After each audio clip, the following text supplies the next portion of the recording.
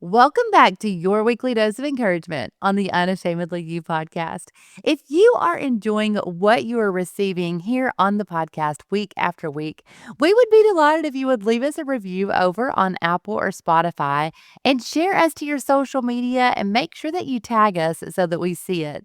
Anytime that you send over a message and let us know that an episode has blessed or helped you, we always make sure and pass that feedback along to the speaker. There is no community like a community of kingdom minded women running after their calling and purpose.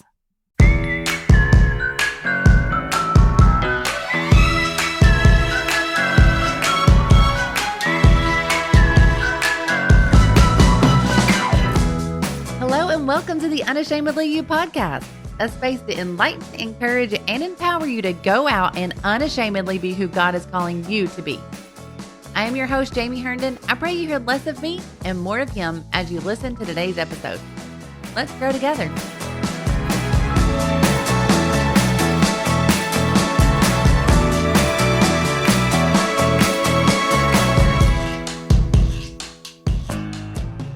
I have known today's guest for quite a few years. She actually has some very special family members that go to church with me that I dearly love.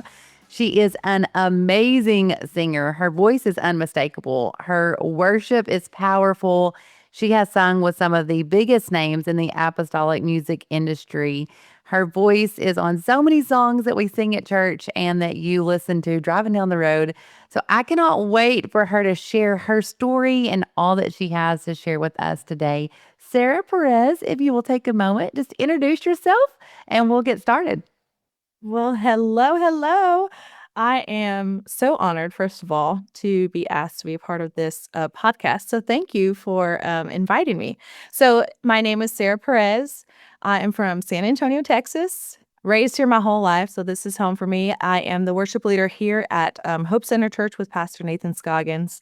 And I love it. This is home. This is where this is my community. So, it's an amazing place to be. Texas is great. San Antonio is incredible if you've never been. So, I come from a incredibly big family. I have a lot of my family who live in Little Rock, Arkansas, and um, all of them come from, I come from background of singers. So if you know my family, we are a family of singers. And so that is who we are. So things about me, I enjoy singing. So I don't have right now, currently, many hobbies outside of singing because honestly, I travel quite a bit. So that keeps me busy. But whenever I am not traveling, I do love to hang out at home and spend some time with my friends here and just enjoy the company of my family who I don't get to see as often as I'd like, so You do have quite a big family. Anyone that knows, like, the Perez's alone is a huge family.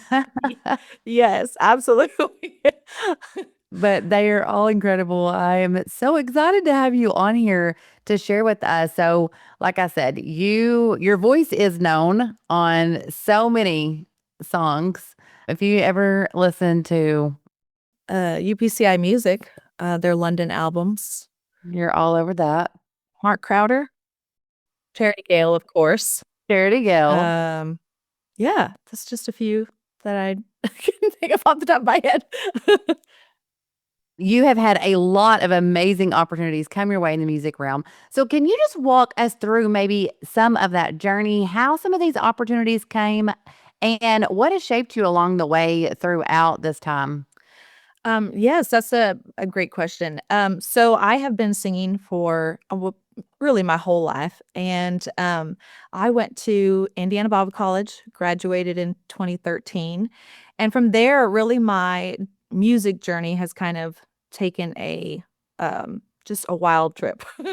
So I've interned at several churches, and I was interning to be a worship leader, and I ended up back here in San Antonio after about 10 years of travel, just within, the United States, and I was in Miami and Arkansas, and so I've been quite a few places, in this journey of my music. And then, when I came back here to San Antonio is kind of when the Lord really just opened the door, um, and solidified, "Hey, this is what I want you to do."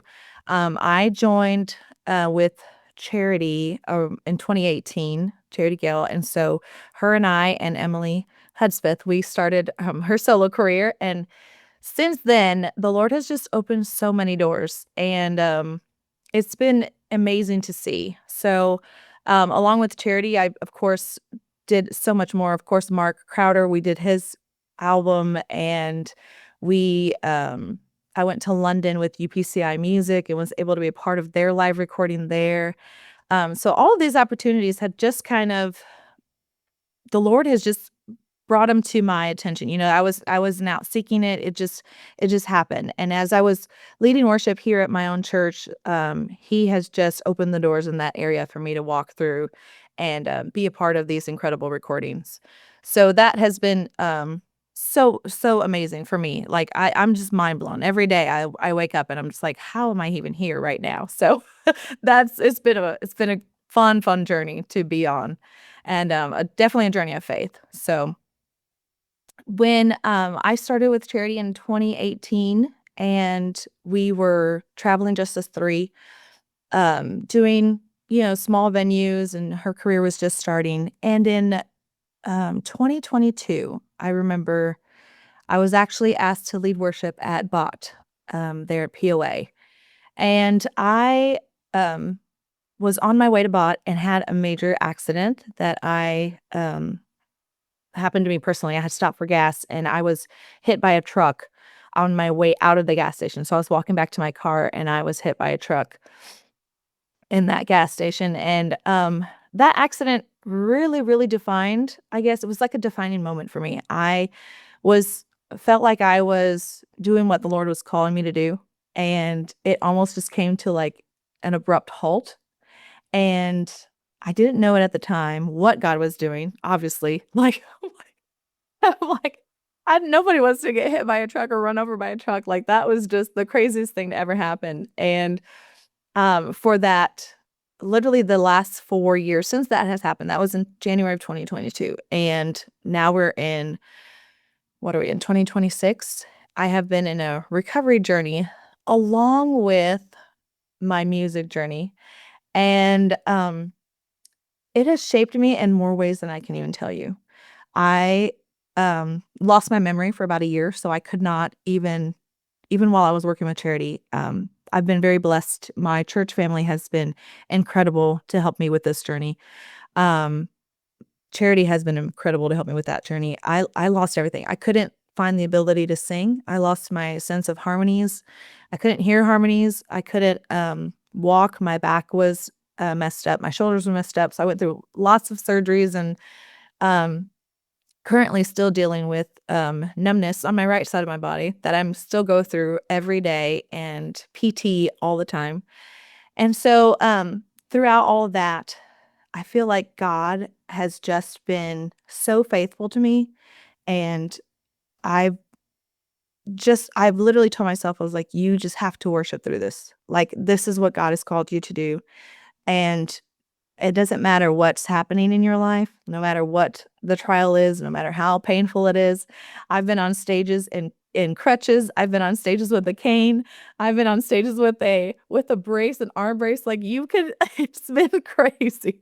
I would like walk in with a walker. I walked on stages with a walker, but like I've never allowed that to just stop what God has called me to do. And it has been, I never thought I would be doing this, this kind of journey, but I feel like through this faith and me continuing to walk in it, God's just completely blessed it. And he's put people in my path that I never would have imagined would be in that path to continue this journey and to help me along the way.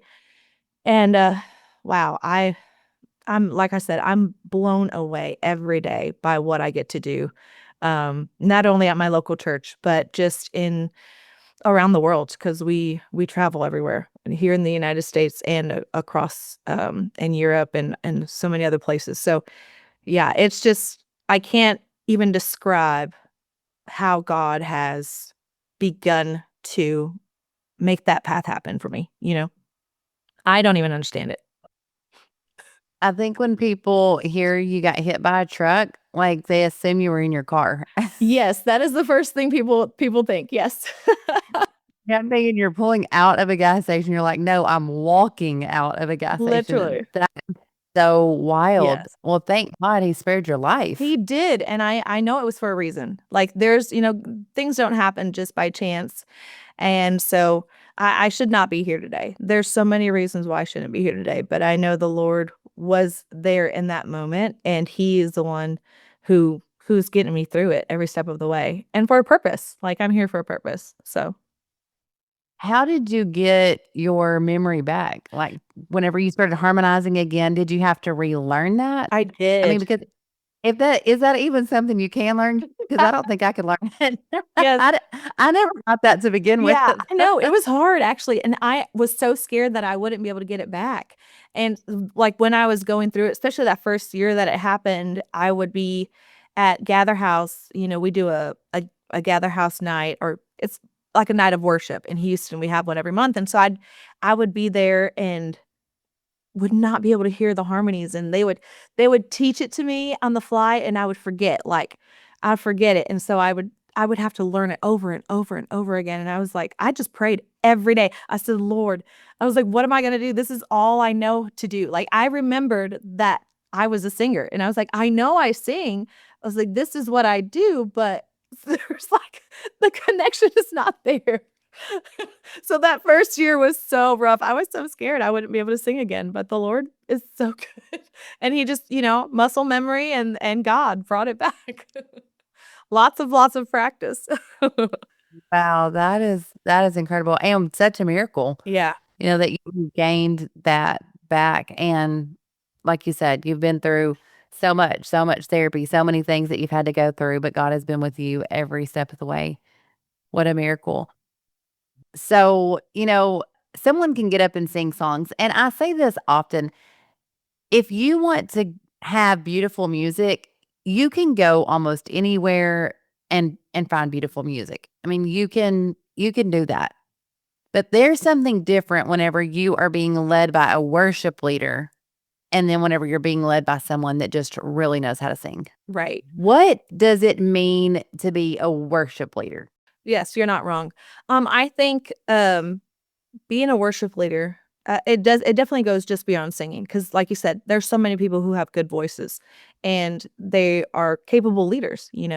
But I think to be a worship leader, worship it starts at home. It doesn't start on the platform, and it's a way of life. So, you can't just turn it off and turn it on, you know? You're like, "Well, I'm here at church, let me just, worship." I'm sorry, but you've missed it already. Like, you're already way behind, because it literally does. It starts at home. It starts with your prayer life, your walk with God, and just that journey with you and the Lord. That's where worship starts. And it's not just singing. Like, people think, well, worship is singing. I was like, well, that's an act. That's one act of worship, yes. But your life, your service to the Lord, that's worship. And so there is a difference when you can tell the difference when you have someone who is in commune with the Lord and someone who's not. The anointing is completely different. And I also think I tell people all the time, I said, as a worship leader, I said, you can't take someone where you've never been yourself. So if you haven't been in prayer, if you haven't been through these trials and allowed God to lead you and guide you through these, it's really hard for you to lead people and for them to believe you when you're singing these songs. Like, you have songs that talk about faith, songs that talk about mercy. And I'm like, if you don't know that for yourself, that our God is faithful, our God is for us, our God is our healer. Like, if you haven't experienced that, it's really hard for you to lead someone else and have them believe you when you're singing that to them. So I say to be a worship leader, you gotta start first personal. It's a heart issue. I love that you said that. You can't take someone somewhere that you've never been. Absolutely. Yeah. And, it's so true. Like, especially your church family, if someone's going through something, if someone's going through a sickness or a trial, and when they get up there and sing that song, man, it hits so differently. Even when they're singing it, it's singing differently. And whenever you're hearing it and you're feeling it, I remember whenever Katie Ball was singing, and then even now when she sings about sickness or she sings about God bringing you through, I mean, the anointing is just dripping. It always was. She's always been anointed. But after going through all those things with her baby, Yeah. then whenever she started singing those songs for our church, you're like, it just hits so differently. I can't make it through her songs without bawling. I'm like, I don't know how she's even holding it together to sing these notes. It's just so good.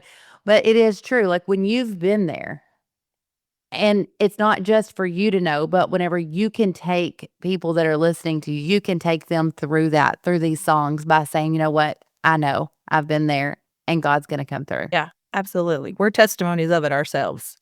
How do you prepare your heart and yourself before leading others into worship? Like you said, this starts long before you get up on the platform.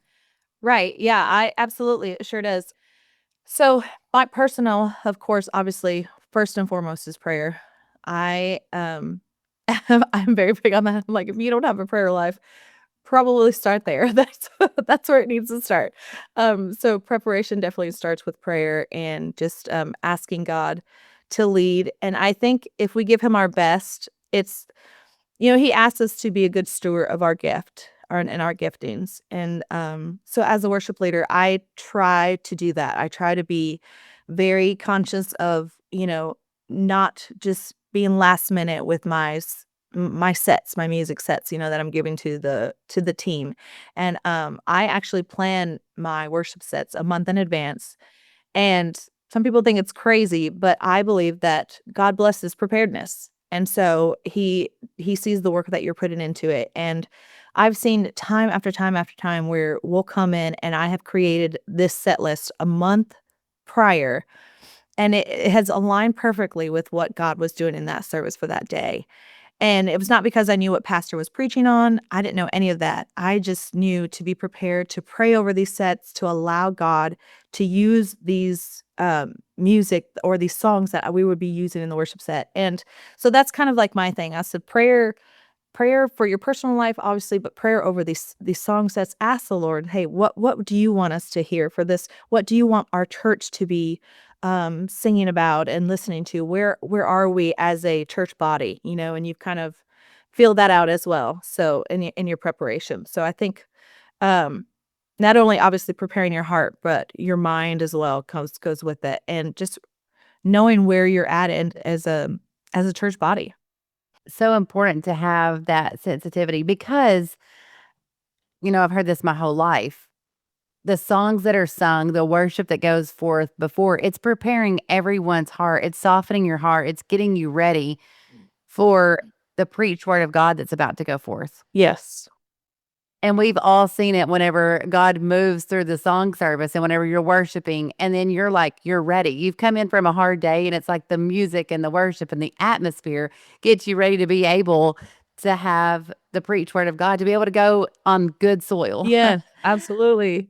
to have that good ground ready for it. And so that it's such an important part of the service. And I think taking it seriously is important. Oh, yeah. I've man, we do our Wednesday night services. Some people even well, like, "Oh, it's Bible study night. It's not that as important as a Sunday service." I am of the mentality, like, Wednesday nights are just as big and just as important as a Sunday morning service. And we've had to me, sometimes I'm like, we have some incredible, powerful moves of God in our Wednesday night services because, we've as the worship leader, we know, hey, we're not gonna take this lightly. This is not just a song. This is not just another service. Someone's going to come into this service today, like you said, hurting, down, probably just at their end and just doesn't know what to do. And we're here as the front in the front of the line, front of the battle, and where they can't fight, we're going into battle for them. Like, that's where we are. We're gonna lift them up in song and music, because, like I said, music reaches places that words can't even reach, and so our job is very important. I think it's one of the most important things. You can always tell whenever it's been prepared and whenever it hasn't, and you know that yourself. So whenever you walk into that atmosphere and you're like, man, everything it was practiced, it was prepared, it's going so amazing. And and he moves and he shows up and you're like, you can just tell that it was on. Yeah. You definitely can, yeah. What habits or disciplines have strengthened your ability to lead? And what would you say to someone who they're feeling called to lead worship, not just to sing, but to be a leader in worship? And what should they be doing to prepare themselves? Wow, that's a big question. I think um, if you feel called to lead worship, I mean, it's an important job, and it's one that can't be taken lightly. I don't take worship lightly myself. It's very serious for me, and, so whenever I have young leaders here who have come to me and be like, "Yeah, I feel the Lord is calling me in this area." And I really make sure, I said, "You need to pray about it. You need to make sure that this is really where God has called you because it's gonna be a tough road. It's not gonna be easy." I feel that, the enemy would like to whenever he has those the Lord has placed you in this position of a leadership role, the enemy is gonna try and bring you down any which way. And so if you are not prepared in your heart for that, if you haven't prayed, if you're not in tune with the Lord and what He's called you to do, it's very, very easy to get sidetracked and to lose, that calling from where God has really placed you in. So I'm always very cautious about young leaders. I'm like, don't just follow the wind, don't follow the trends. You need to plant some roots and really dig into what God has called you to do. So disciplines that I have done along the way. Obviously, I mean, I've been doing this, let's see, I started leading worship even as a teen, so I was about 15 years old when I started leading worship. So it's been a long road. I'm 38 now, so I feel like I've been in it for a long time, but I still don't know everything. I still learn every day. I'm learning. And so it's always a learning process. But I think just good habits, it's always good to get good habits in your life daily, practicing, and not just you're always learning as a worship leader, you're always learning and so I'd say practice your with your voice, practice your parts, practice every part really. If you're not prepared, your team's going to be even less prepared. So beforehand, there comes a lot of personal practice time that you need to put in aside from your spiritual, there's spiritual and then there's practical. Spiritually, obviously, you need to have your prayer life, you need to be right with the Lord, making sure that He's asked you and you're doing what He's called you to do. You're not being sidetracked by different things or different trends, and then, of course, practical, you need to make sure that you are practicing yourself, you're prepared, you're creating those weekly set lists, and even if you're not the leader, if you are wanting to be a leader, create those habits of doing those things. That way, whenever your time comes, you already know a process of how it's done. You're not having to learn as you go. Find yourself a mentor who is a worship leader who's been doing it for a while, and ask them, get to know them, get under their wing and learn things. And I love learning from other worship leaders. Like I said, I never stop learning. So, um, create those habits daily. Yeah, those daily habits I think are really important as a worship leader. Worship can completely shift the atmosphere in the room. Yes. We've said that, but It it can completely change everything. We've all walked in the service and it's like, woo, during the worship time and whenever they're up there singing and the Holy Ghost just sweeps in. There's so many times in our apostolic church services that the worship takes off and that's all that happens. Yeah. Is it's just a big worship songs and the Lord moves in such a mighty and a special way. What are some things that you've seen firsthand how singing and having the songs right during the worship music, something miraculous had happened that you can think of? Um, yes, we have had moments. I can't give you specifics because with a concussion brain, a timeline does not exist for me. So I'm like, those moments have happened though. And I do recall we've had several and multiple times when we weren't even expecting it. It's just all you can feel the wind of the Lord blow through the room.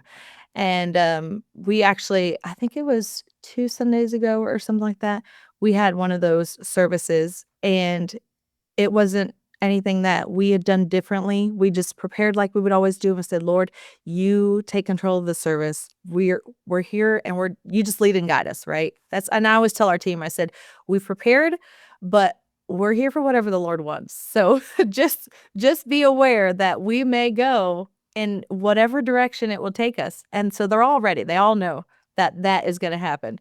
So at some point, we never know. So we leave that to the Lord, and so it does, and there can be such a shift. You'll just be singing a song.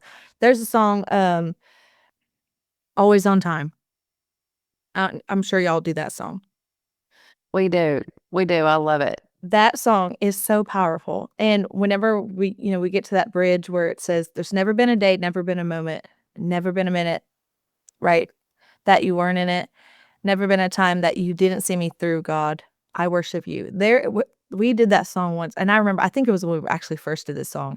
It was a song that was needed for us. We had just been through such a hard time in our church, and we sang that song, and let me tell you, we couldn't move forward from this song. It was just we had to go back in and back in. It was like wave after wave after wave. The Holy Ghost just came through that room because in that we all knew, like, it is so true. There's never been a time, no matter what we're going through, God, you're there. You're there some of the way. So yeah, those are some defining moments, let me tell you. Those are defining moments in worship that you won't forget.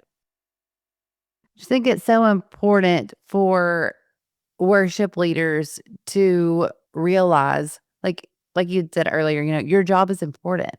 It's not any less important than anything else that's going to go on that day because when you worship the King of King and Lord of Lords and you tell him like, "Hey God, like it's our gift to him." Right. You know, we're going to receive his word and what he wants to give us, but this is what we're going to give to him. And it's our time to repay him for all of his goodness. And whenever we are doing that and we're doing it with the right heart, with the right spirit, and through prayer and through preparedness, he's going to show up every time. Every single time. Yeah. It's such a privilege to be able to lead worship. And it's one of the things I tell my team literally constantly. I reiterate that all the time. I said, "It is an honor for us to be able to do this. We don't this is not something that, ooh, look at me. I'm on the platform, I get to be on this praise team." It's like, no, not in that. We are servants. Like this is a servanthood. And so we are just so honored to be in that position to be able to lead others in worship. It's an important job. It's very we don't take it. I try not to take it lightly, and I have to remind myself all the time what we do.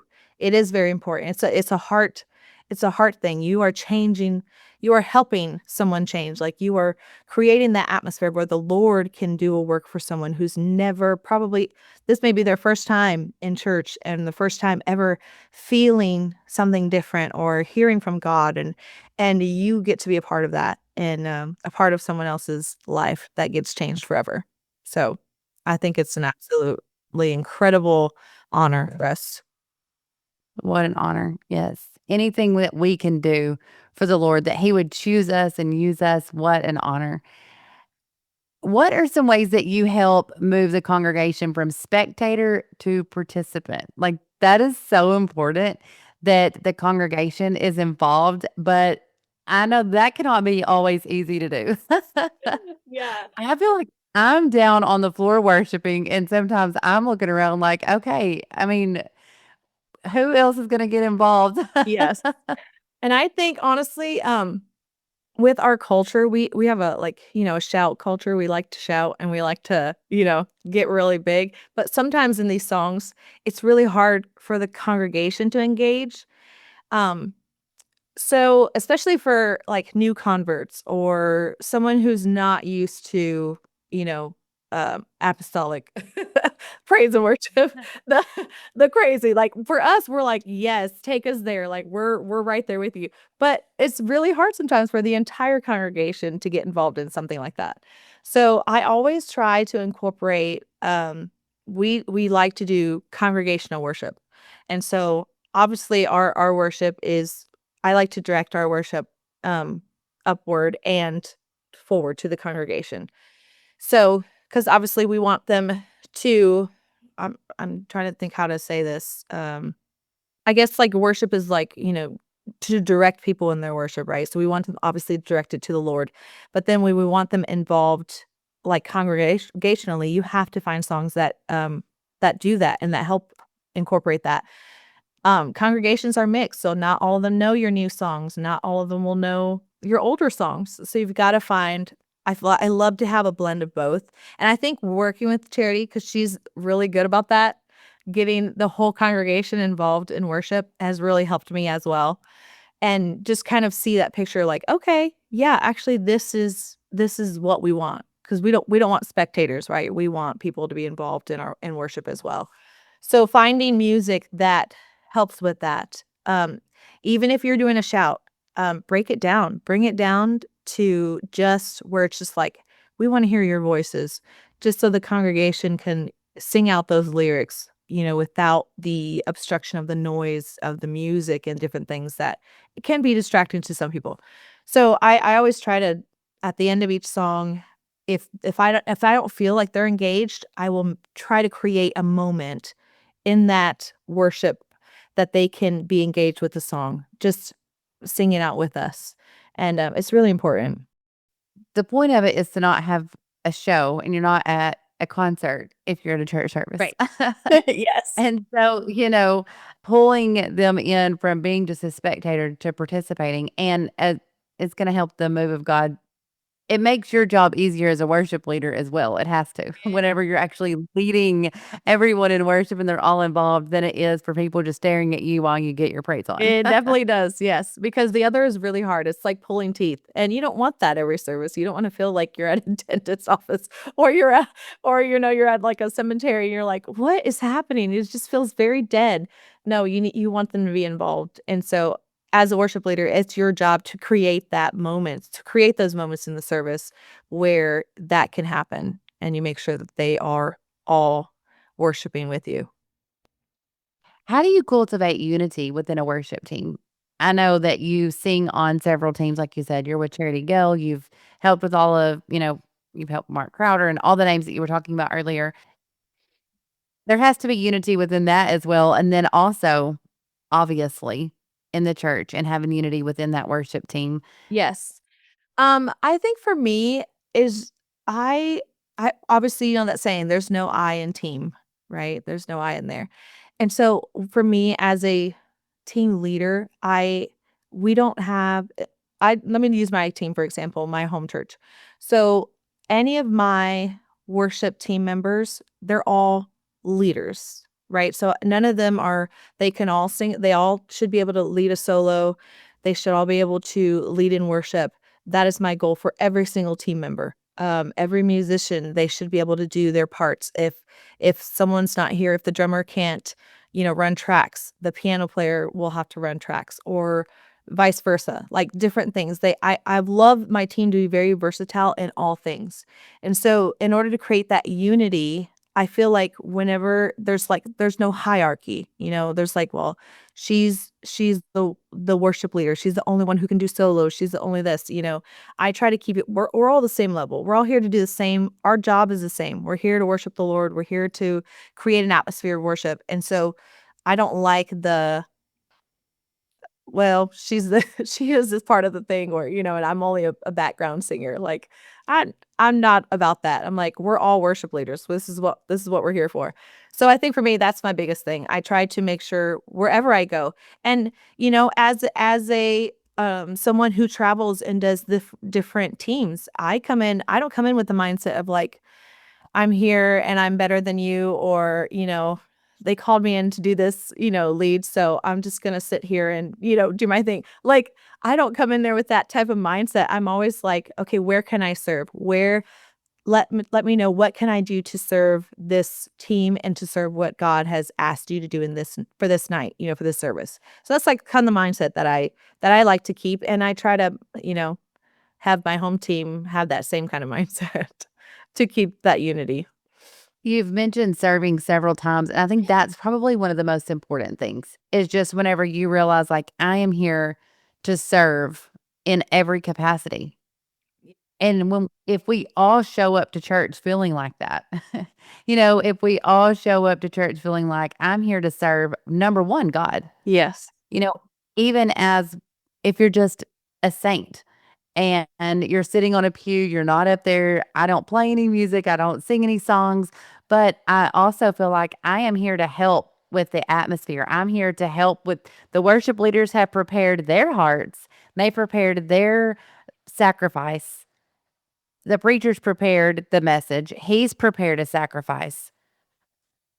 As a person that's showing up, as just a member of the church, you can't show up without a prepared sacrifice either. Right. Like, I'm here to show up to say, "Hey, I'm helping as well," because there are people that are in the building that they don't know how to prepare their heart. Their hearts are not prepared. Right. They don't know how to, have a move of God and to have a move of the Holy Ghost. But whenever we're all pulling together and the congregation's getting involved and we're worshiping and the worship leaders, they've prepared and they're worshiping and they're leading us into this worship and they're leading us into the atmosphere of praise and God is showing up. Whenever we're all pulling together, then someone that is there and they're visiting and they have never felt the power of God, that's when their lives can be changed. Yes. Yeah.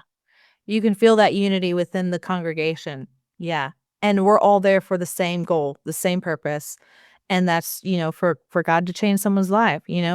And so, yeah, it doesn't get any better than that. I feel like and as a team too, like one have those relationships outside of worship too. You have that respect for one another, those times of devotion where you can get together and always realign yourself and what your job is and what you're there, what your purpose is.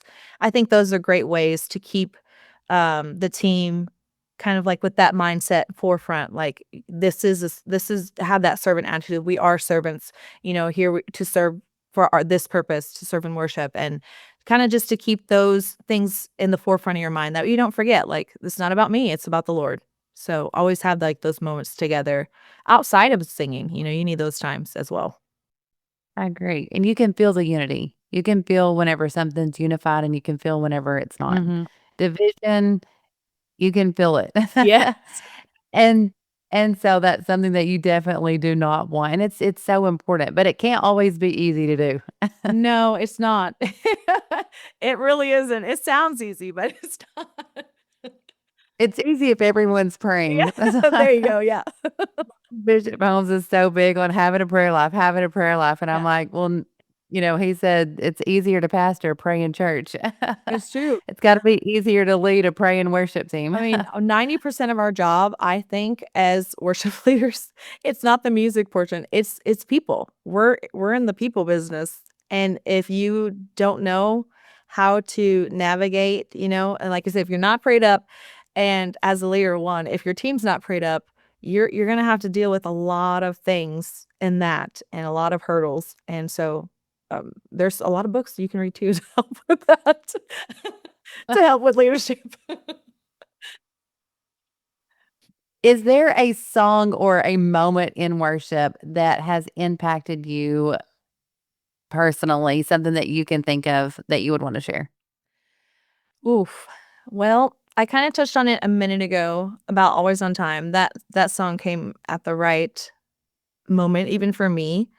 Um, and man, I don't think I could even get through that song when we first did it because I was still going through my personal, just physical, mental all the things at the time and trying to lead worship and trying to be, a leader for my team and for the other teams that I work along with. And so I was very overwhelmed and it was hard to compartmentalize things and just it was a lot. It was a lot. It was a lot going on in my personal life and a lot, just in my jobs as well. And so when that song, I remember when it first came out and it was such a huge reminder to me like it doesn't matter what it is, like, what I'm going through or, sometimes it makes me almost wanna cry, but, like, God's always there. Like, it doesn't no matter what it is, and I can just be like, "Alright, God, I can't do it anymore. I don't have the strength, I don't have the wherewith, I don't even know how to do it, but knowing that he's there at every moment, and even though we can't see him, he's right there. So that song for me was just such a healing song, I think, in this whole journey for me. And there's a new one too, actually, that has really just blessed me lately. I don't know if you've heard it from, it's called Testimony by Terrian. Yes, my husband is into like, he's like the music king of the house. So he wakes everyone up with music blaring on Sundays, and my daughter Ada's like, "Don't turn it up so loud in my room, please." But, he keeps music going all the time, and so anytime there's a new song, he's, like, finding all the new songs that come out on Spotify, Apple Music, and so, yes, we've been playing that one, and I absolutely love it. Oh, it's so beautiful. The lyrics to that song are just so powerful. I'm like, that's literally me. I'm a living, breathing, walking, talking miracle. And I'm just I'm so thankful every day to just wake up and be able to do this and to worship God and say, "All right, Lord, here I am one more day. Let's do it again." Ready to Yeah. go. So with Anything Can Happen, actually, that's a funny story because, we went in the week prior to, work out all the lyrics, work out all the kinks and all the harmonies and all the things you do before recording.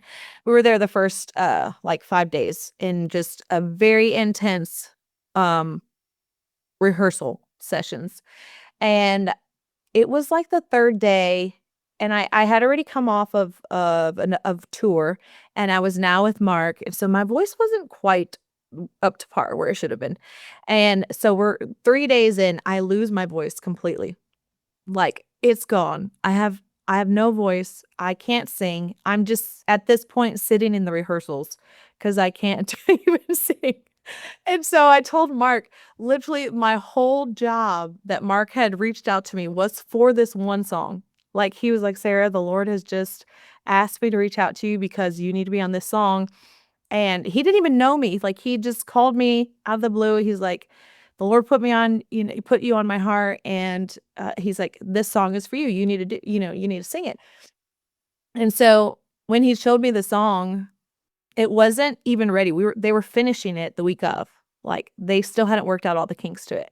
And so when that portion came, that section of the song came, he was like, "I just want you to do what you do." He's like, "Just belt it or whatever you wanna do." And I was like, "Okay, I mean, I don't have a voice. Like, I don't know. Are you sure the Lord told you to be this Are you sure it was me?" No, I was Uh, kidding. Did God know that I was gonna be like this? No, I was kidding. So I was like, "Well," I said, "Mark, I will do my best. I'm gonna be on vocal rest till the recording." And, we went through every rehearsal with me not being able to sing. The night before, the sound guy was like, "Can we just get some kind of, like, sound check from you? Like, please." He's like, "We just need one thing." He's like, "Just do one thing and that's it." And so I did it. It wasn't even like it was bad. Like, you can ask anybody in there. It was bad. And I was like, "I'm so sorry. Like, in Jesus' name, this is gonna be better tomorrow." So I was panicking. I was panicking, like, I didn't know what to do. Mark was like, "It's fine. You're gonna be fine, and everything's gonna work out." And I said, "You have a lot of faith, and I'm gonna use your faith because right now I have to." gonna borrow some of that real Yes, I was quick. like, I don't have any. And so, the recording came, and then the first 5 it was like the 5th song in, so we had quite a bit to sing before that song even came, and I lip sang every don't tell well, I'm about to, like, sing this I was like, "Now people are gonna know." But I had pre-recorded my other vocals, but during the live, I had to lip sing, like, the first 4 songs because I didn't have a voice, and I was like, "I need to save what little I have for Anything Can Happen." So we got to Anything Can Happen, and I'm nervous the entire time, and we get to that one section of the song, and I was like, "All right, Lord," I said, "It's now or never. I don't know what else to do. I just gotta open my mouth and sing." And when I did, what you hear on the recording is what happened. We're gonna add in right here that part so y'all can hear what she's talking about if you've not heard it before. Anything can happen. Anything can happen. Anything can happen. Jesus is here. He's here right now.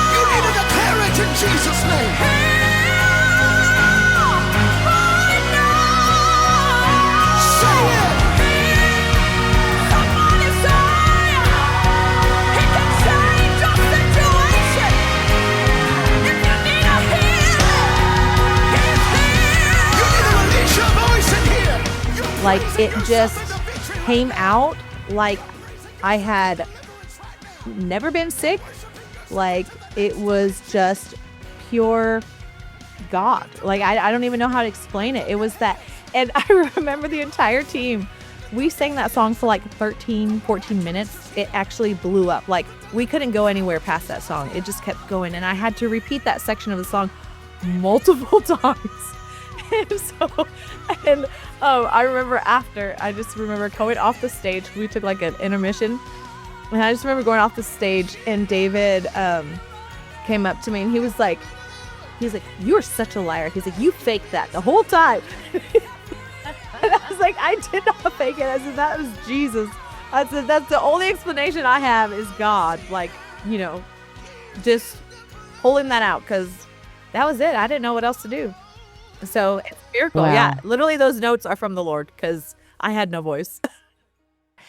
I'm telling you, you can tell it's God. Like every time that part comes on and I'm driving down the road, I'm just like immediate in ushered right into the presence of the Lord. Like no lie. It is so strong. It's amazing. Yeah, It's my favorite thing that I've heard you do. it's all God. It really was. I was like, I have no other explanation for that but God. Yeah. So I've tried So that song amazing. actually again. And I've, now that I have done it again multiple times, I've had to actually work on it because it's high for me. It was high for me. So yeah, that was the Lord. Oh, it's so good. So good. So good. What is your top song that you're singing right now? You mentioned that one new one, but do you have anything else or even one of your favorites that you're leading in worship you guys are singing at church? One of the ones that we're doing right now. So one of my favorites to lead is like, What a God, Show Me Your Face, Yahweh. Those are just for me, they're part of my prayer set list. So when I get to lead them, it's like I'm just back in my prayer meeting.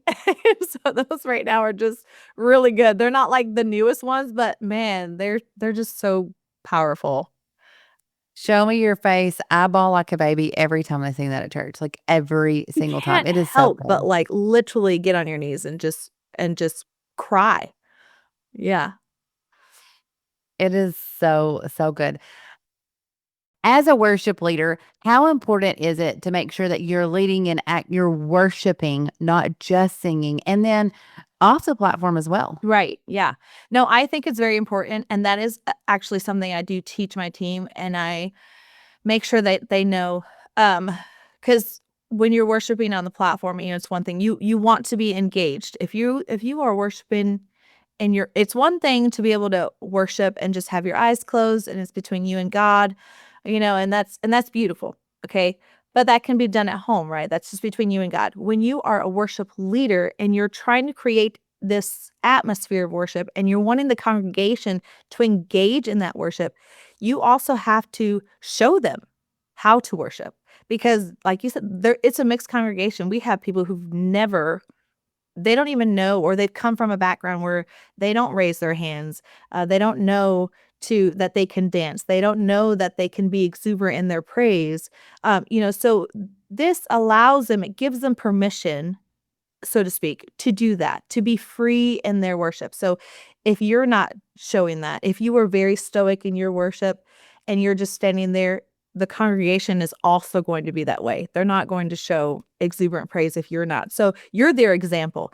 And I say the same thing. If I'm not leading, I'm going to be the first one at the altar. I'm going to be the first one dancing. I'm going to be the first one engaged, because as a leader, that's exactly what you are. You are a leader, whether you're on the platform or not. So if you can't come to a service when you're not leading worship, there's something wrong.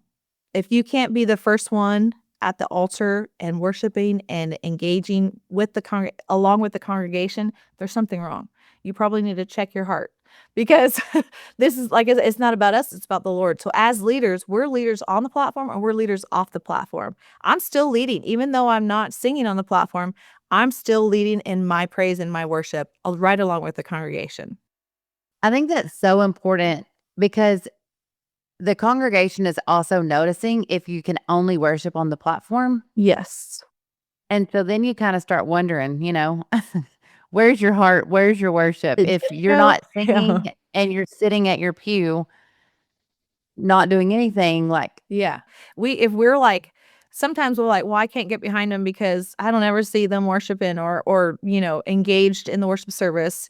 We're very human. All of us are very like, we like to look around and at other people when we shouldn't, but we do. It's just, it's nature. That's kind of what we do.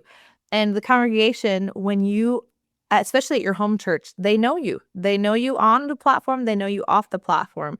And if they start to see like a pattern, be like, they they they show up half the time when they're not scheduled to worship, or even when they're here, they're not really engaged in the worship. They're not really engaged in the preaching. They may be on their phones, they may be distracted, they may be doing whatever.